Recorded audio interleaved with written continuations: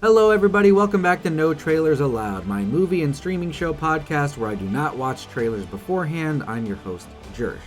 If you enjoy this podcast and you want to find more episodes, you can visit my website, superjersh.com. We are on YouTube, iTunes, and Spotify. If you want to support me and get this podcast early and ad-free, it is patreon.com/superjersh. On Twitter, I am at NoTrailersPod. On Instagram, I am at NoTrailersAllowed. If you want to email the show to be a part of the conversation with your questions, comments, and suggestions, the email address is notrailersallowed@gmail.com. This is a very experimental, go-with-the-flow, conversational type podcast. I will give you a spoiler warning. I tend to prefer talking full spoilers out the gate.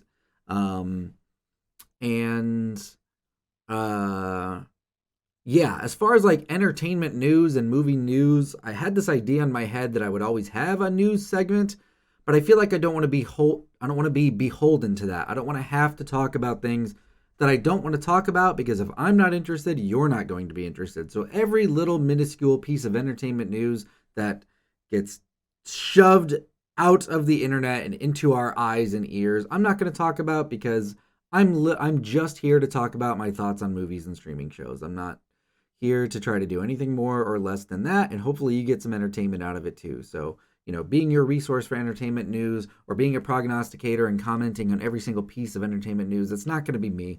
If enough emails come in where people ask me questions about entertainment news, they want to get my opinion on something, some sort of casting announcement or rumor, or actually probably not that, because I try to avoid knowing as much as possible, but I don't know, maybe like review roundups or past movies that I've already seen. If I didn't answer a question that you had about the movie, feel free to email anything about I know, Yoshi, calm down.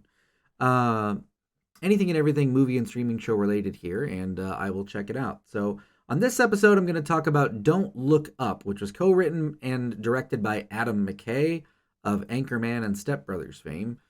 He recently later in his career, he started to tackle more serious subject matter and make more quote unquote grown up movies with The Big Short and Vice, and now Don't Look Up. I saw The Big Short when it came out. I enjoyed it. I thought it was, pretty entertaining and a pretty good, palatable way to give information to a general audience that doesn't normally get into that type of subject matter. Vice, I never watched. I don't know. I saw, back when I was watching trailers, I saw the trailer and I got the point that, like, Christian Bale did another body transformation, and I don't know, it didn't appeal to me.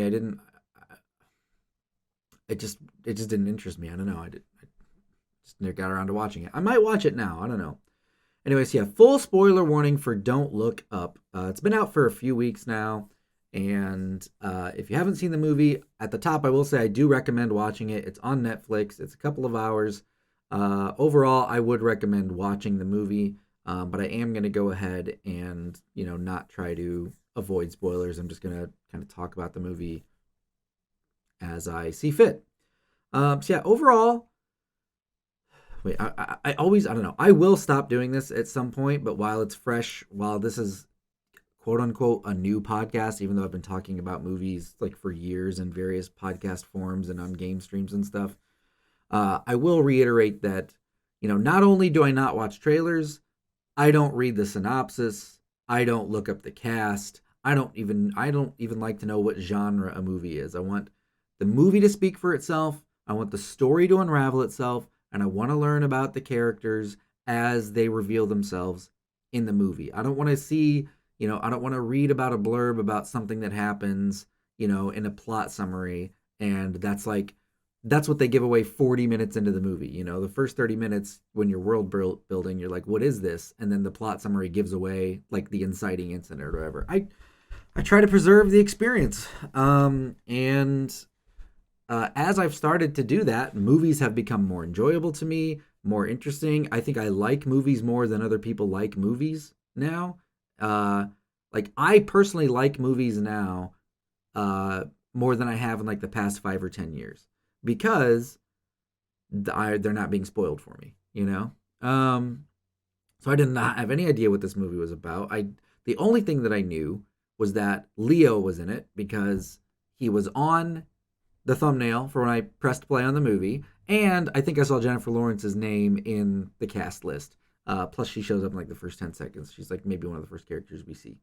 Um, so yeah, I had no idea what that was about. On face value, when you hear the movie title, a movie title, "Don't Look Up," I thought it was going to be kind of like this strange. There's a lot of like senses horror movies going on right now, like Don't Breathe, Be Quiet, Quiet Place, whatever, Don't Look Certain Places, all this like sensory deprivation horror going on lately. So when I heard the title Don't Look Up, I thought maybe it was going to be this thing that like if you literally looked up, like you would die or you would, I don't know, become possessed or I don't know. I just thought that it was going to be like some crazy sci-fi horror thing where if you looked up, something bad would happen. I didn't know it was going to be this political satire, but of course now in hindsight it totally makes sense. I want to talk about satire for a second. Like, what is satire to you? To be satirical. I feel like uh, this movie is being talked about as being satire, but it really, I don't know, how do I say this? In my opinion, if something is going to be a satire, it should satirize every moving part of it. It shouldn't be that, like, I don't know, one side is reality based and quote unquote right, and then the other side is kind of lampooned and satirical. Um, like on South Park, when the South Park guys are going to take on a topic, they will take on the good, bad, and the ugly, and they will throw shit at everybody. Even opinions they might even agree with in their personal life. If they see an opportunity to satire or make a joke or exaggerate or take the piss out of somebody, it doesn't matter what their political or ideological beliefs are or how famous or not famous that they are. They will do that because it is equal opportunity to be made fun of on South Park. And I feel like this movie, um, I felt like that even though I agree, like I'm, pro science, which is, you shouldn't have to say that in this day and age, but yes, I of course, believe and trust scientists and peer review and hundreds of thousands of very intelligent, hardworking people working together literally to prove each other wrong, to find out what's right in the scientific method. I'm a big supporter of all that stuff. But it doesn't mean, that everybody's perfect or that mistakes aren't ever made. But I kind of felt um, like this very clearly showed, a right side and a wrong side. Now, yes, right? In reality, and again, this is just tangent thoughts. Um, the movie is about, so it turns out Don't Look Up is because a comet is coming to destroy Earth. It's Deep Impact, it's Armageddon, it's Independence Day, it's like catastrophe movie as told uh as like a lighthearted dark comedy Twilight Zone episode, I suppose. And so the comet could be anything. I know now. I have, after I saw the movie and kind of read a little bit about it and started to gather some more information. I still haven't watched the trailer. I know I had mentioned that I want to do trailer reactions after I watch a movie, but I thought about it more and I actually sat down to maybe record one. But I was like, what am I going to say? My whole, every fiber of my being believes that you should not be watching trailers for anything. If you are an adult interested in entertainment and are going to be watching things regardless. Now I understand, if there's a director you've never heard of, a writer you've never heard of, an actor you've never heard of, if it's a bunch of unknowns and you need something just for you personally, like you need some bit of information to see if you want to take your time to watch that, I understand. But 9 times out of 10, these movies that we're watching and these shows that we're watching are pushed out by the same 5 or 10 studios with the same 20 to 30 famous people, with the same 15 to 20 writers and directors based out of Hollywood. Now, will that expand? Sure. But what I'm just saying is like, grand scheme of things, big budget movies made. It's Hollywood writers, Hollywood directors, and Hollywood stars that we all kind of know, and that you either will learn about through osmosis. You don't have to spoil yourself on a movie. Anyway, like, if you Also, to the same point, if a movie literally has none of the, no names that you recognize from a production standpoint or an on-camera talent standpoint, then just give it a shot. And if it sucks, turn it off. You can stop the movie. But if a movie is good and you didn't know anything about it and it keeps getting better and greater, that's just a positive thing. Just turn the movie off if it's not any good.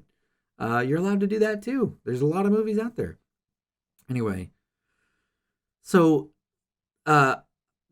the idea is that this comet stands in for climate change, but my opinion is that the comet could be anything, could be one common adversarial problem that we have to overcome, whether it's climate change, whether it's a pandemic, whether it is, aliens from another planet invading and destroying us, whether it is, terrorists on this planet terrorizing every country and lifestyle that you can think of. A common enemy, a common threat against humanity and our planet. I kind of feel like that's what the comet could represent. Just global catastrophe from anything. I also read that this script was written before the pandemic started, which is insane because of how spot on it is about how we reacted to the pandemic, where we got divided, and this just blows my mind that actually was the situation. So to come back to satire, what I wanted to say to finish that thought, and then I'll get into the specifics of what I enjoyed and didn't enjoy, is that I feel like this movie, it's basically satirized, right-wing science deniers, and then everything else was just like a slightly exaggerative, realistic point of view, right? Like Jennifer Lawrence freaking the fuck out, saying we're all gonna fucking die, is a genuine, realistic response to have for a totally, lucid and conscious human being that has received the information that she's received. The way that Leo reacts is kind of the same way, of this, teacher trying to protect the students. Maybe I shouldn't tell them this information. We're going to need to come back and give it to the higher ups. So they weren't, I don't know. I just thought the satire was like really one way, one-sided. Which I guess is fine, but I wouldn't classify it necessarily like as a satire. It's just a comedy then. You know what I mean? Like, what's also like so gross and so good about the movie, I suppose, is like how realistic and naturalistic it felt, how everything happened, how everything occurred, which is finding out there's going to be a comet, trying to talk to the president. The president has their own self-interest in mind and will only listen to you when it's convenient and will only share information when it helps them. Just how everything kind of evolves. So, yeah, I did enjoy this movie. I liked the performances. I want to pull up some information about it so I don't forget anything that I want to talk about.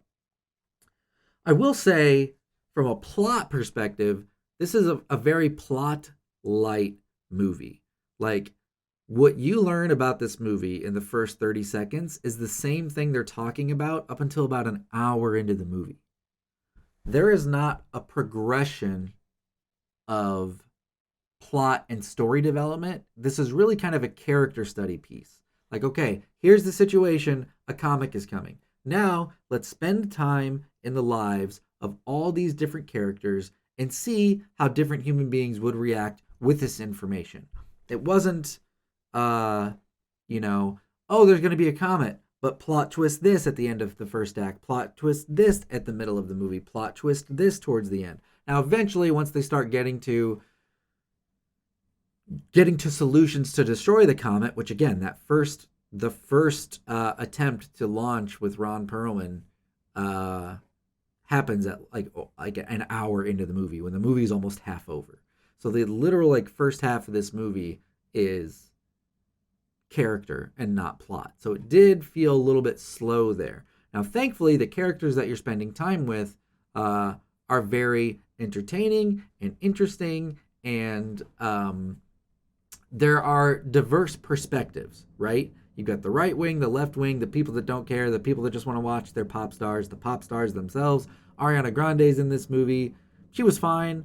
I think I just missed the mark on Ariana Grande. Like, I've done some reactions to her on the music reaction channel, and her singing is fine and her songs are fine, but nothing has like really stood out to me. As far as like the acting, I actually thought she did a pretty good job. Like she came off as a believable kind of pop star bitch, and then when it suited her later to like be on the right side of history, then she sang for the scientists trying to save the world. It just was funny. Um, so yeah, continue to talk about the characters. I enjoyed Leo and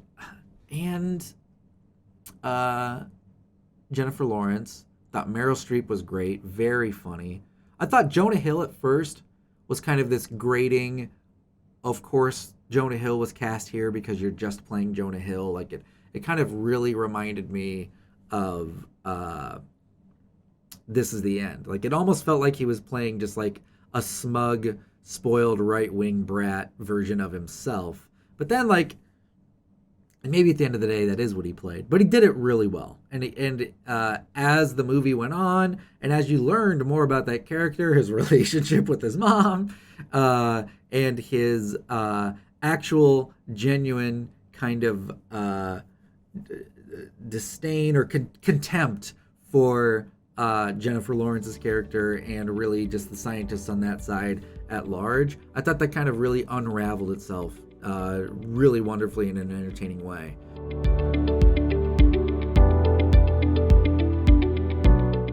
Did you know if you support me on patreon.com/superjersh that you can get this podcast early and ad-free? You probably didn't know that because you're listening to this promotion right now, which means you also probably didn't know that there are dozens of hours of Patreon exclusive content over there, like full album music reactions and full movie watch-along commentaries. So head on over to patreon.com/superjersh to help the music and movie discussions continue.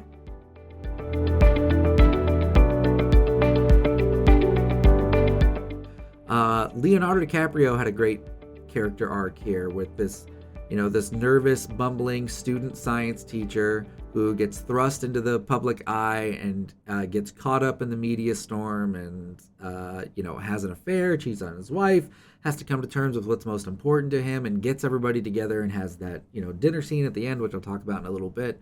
But I think Jennifer Lawrence probably had the weakest. I don't think her character, which is a character that I enjoyed, and I feel like she really does a lot of the heavy lifting in the first third and first half of this movie, and then kind of does nothing in the back half of the movie, which I guess that's how it would be like, is like, I found out the world is going to end, and now nobody wants to hear you anymore, so maybe that's was on purpose. I don't know, but I just thought her character got short shrift from a development perspective and from an arc perspective of, this is where we are when the story started, this is where we are when the story ended. I don't know. It's like, I don't know. It's like positive, upbeat science student to insane reaction to this truth to just nihilism, I guess. So maybe there was an arc there. I don't know. Yeah, the characters are fun. I did feel like Mark Rylance as the tech guru was literally playing the exact same character from Ready Player One, like this socially awkward, introvert genius who is more logic than emotion, and I just felt like it was like that. Like, not only have we seen that character time and time again, we've seen him do it before,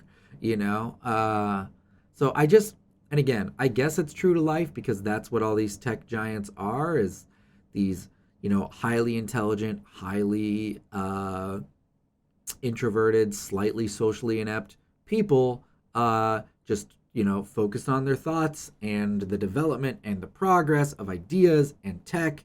And I kind of get that. But like, just because something is realistic doesn't mean it's interesting when you're watching a movie. Like, you can make a documentary about that. I don't know. I just wish there was a different version of that character, not just in this movie, but in a lot of movies. Like, even going back to fucking Batman versus Superman, which was a terrible movie. They like tried to make Jesse Eisenberg like the Mark Zuckerberg type of just like really weird and awkward and strange and leave me alone, I'm with my tech. I don't know. It's just like, that's been done. I want to see new things in new movies. Looking at the cast here, I think Rob Morgan played the scientist, the head of yeah, he played the head of the science program and kind of was the kind of shepherd and mentor to both Leo and Jennifer while they were trying to navigate this. I thought his character arc was pretty sketchy too. It's like we didn't learn anything about him. He just was always there and just told them what to do and then left.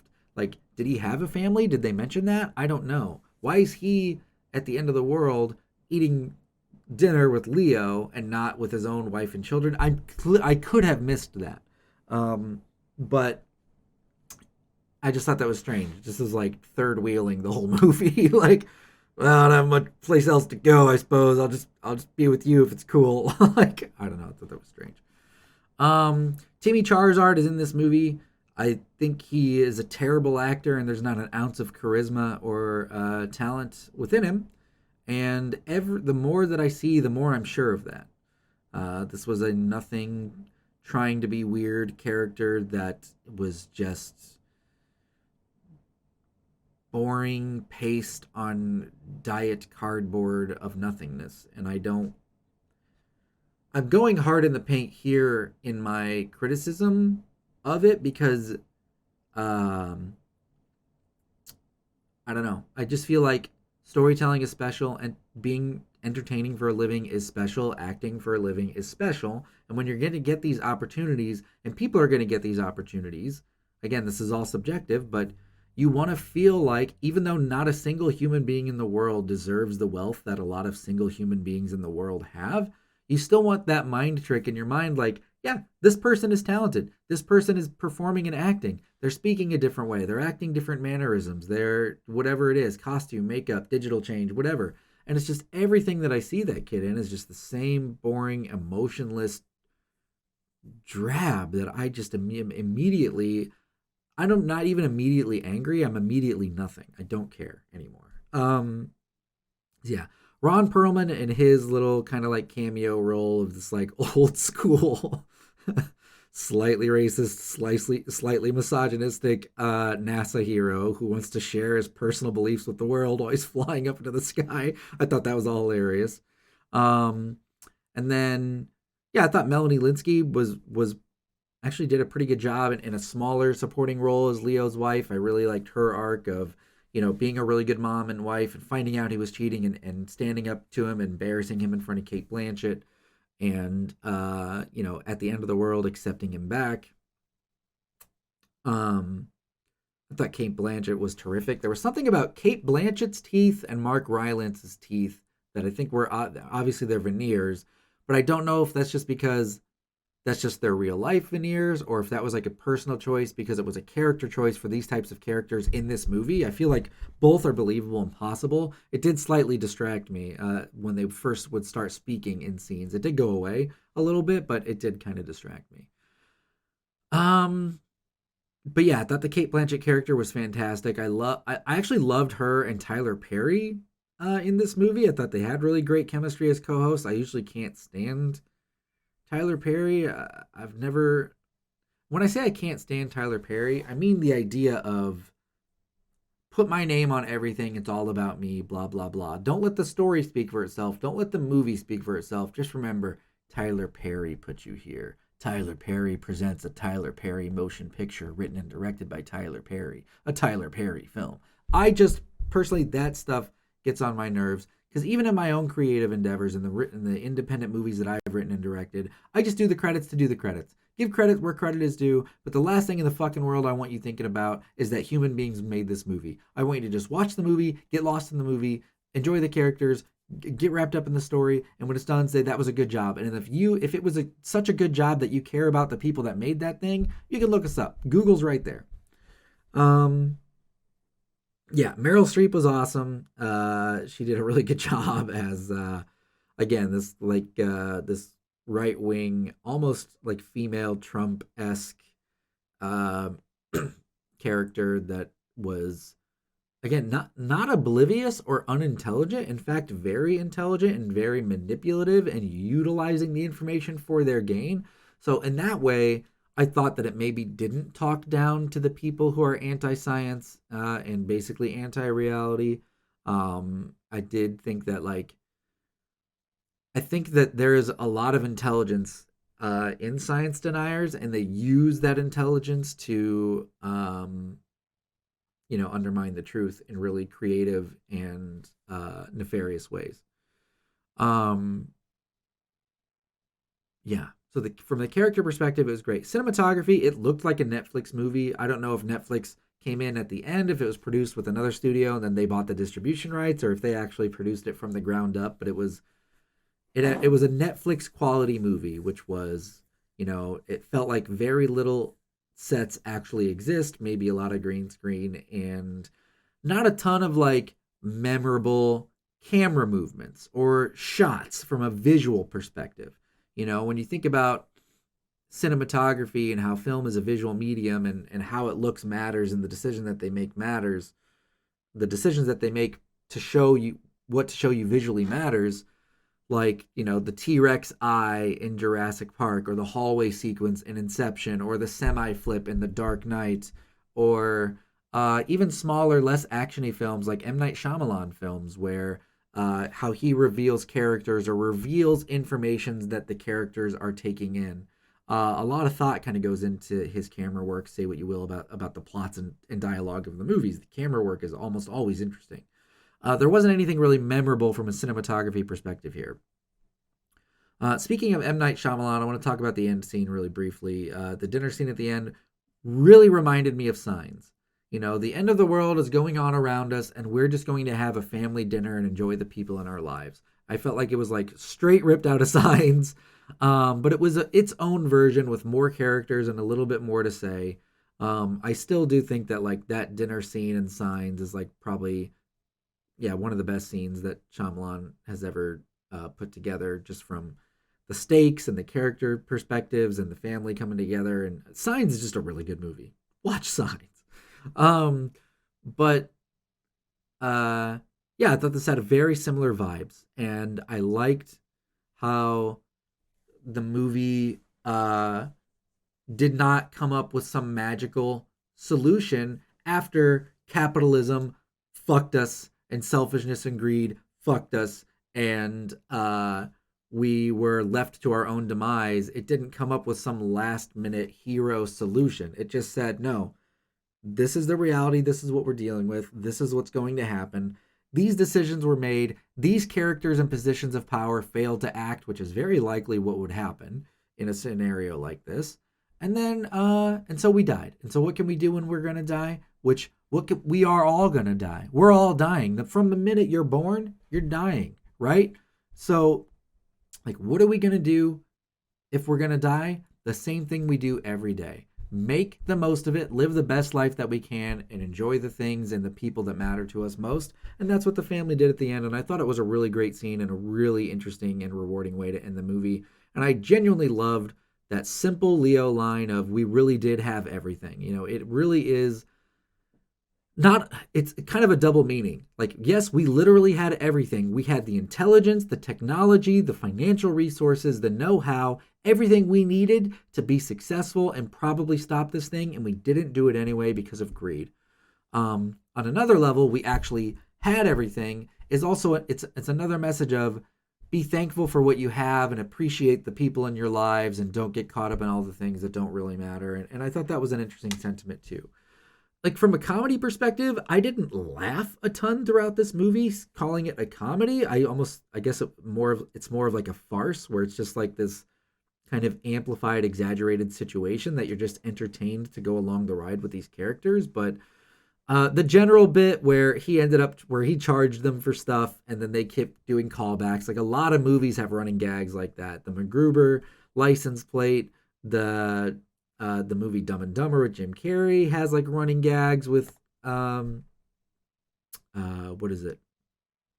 With the villains chasing after them, like them leaving notes and them misunderstanding the meaning of the notes. Like, running gags is like a part of entertainment and a part of movies, and especially a part of comedies. So it wasn't like new ground. It just was funny on its own. I really would have liked a final confrontation with that general, if I'm being honest. I felt like that was such a funny little subplot in this movie, with a lot of little different interesting character stuff going on, that it really would have been nice to like see that paid off, like bring that general back, have that confrontation, and see what the explanation would have been.